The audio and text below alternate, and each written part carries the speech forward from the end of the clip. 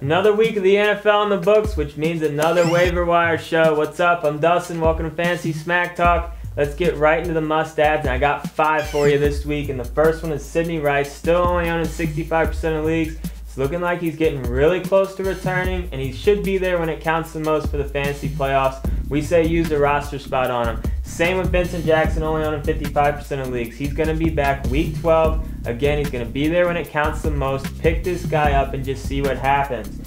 Next, got another receiver for you in Santonio Holmes, only owned in about 75% of leagues. He's had 2 good games in a row. Jets are starting to pass the ball a little bit more, and they got Houston week 11. Could be a great game again for Holmes. We say pick him up. Moving on, we got Fred Jackson. Right when it looks like CJ Spiller is going to start stealing some carries from him, Spiller gets hurt. It's Jackson's job once again. Only on 55% of leagues. Monster game week 10. We think Jackson could have some good games while Spiller's out. Last must add, Felix Jones. Shocked to see he's only on 65% of leagues. I know the Cowboys have had their woes over the last few weeks, but they look like a different team week 10. And Felix Jones is a very explosive player. He was a big reason for why the Cowboys look like a different team. We think he could have great value moving forward, especially against the Lions week 11. All right, let's talk about some people to add in deeper leagues. First one, Steve Breaston, only owning 55% of leagues. We've been talking about him a lot over the last couple of weeks. It's looking like he's healthy. Larry Fitzgerald gets a lot of attention from the defense, which means a lot of single coverage for Breaston. Next, Mike Thomas. Mike called it as his sleeper for week 10. Great call. He's only on 30% of leagues, but he's a roller coaster. Don't expect consistent numbers out of him, but if you guess right against the right matchup, he could do, again, what he did week 10.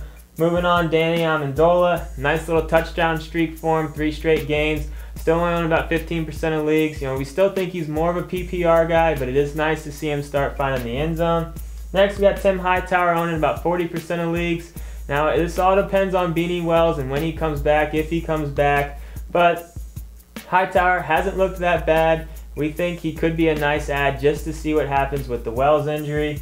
Moving on, we got a pick up and play defense for you in Chicago. They're going up against Miami on Thursday night. Chad Henne and Chad Pennington are hurt, which means Thigpen's going to get the start. Now, I do think Thigpen could be the spark that the Miami passing game needs, but I still think he's going to make some mistakes, which means at least a couple of turnovers for Chicago probably. Moving on, we got David Gerard, only on 30% of leagues. Hopefully you listened to me and picked him up and played him if your quarterback had a bye week 10. Had a great game. I don't think he's a must-add. He'd be a nice quarterback to have on your bench and maybe plug in when he has a good matchup, but not a bad add at this point. Moving on, we got Rob Gronkowski, tight end for New England. It looks like the Patriots have replaced Randy Moss with just a couple of tight ends, and it's working pretty well. He had a great game on Sunday. He could have some good games moving forward. Next, Jermaine Grisham, only on 25% of leagues. With all the attention on Ocho Cinco and T.O., he's been left open a lot, and the Bengals have been playing from behind a lot, so he could have some more solid games down the road.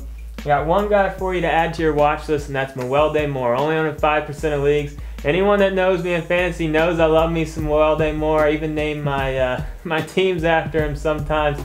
If Mendenhall goes down, Moore could have a lot of value. So all those Mendenhall owners out there, now that we're through the bye weeks, you might want to consider picking Moore up just as a safety net. So that's just a portion of the week 11 waiver wire. To see the full list, get onto the site. I'm Dustin. Brett and I will see you later this week.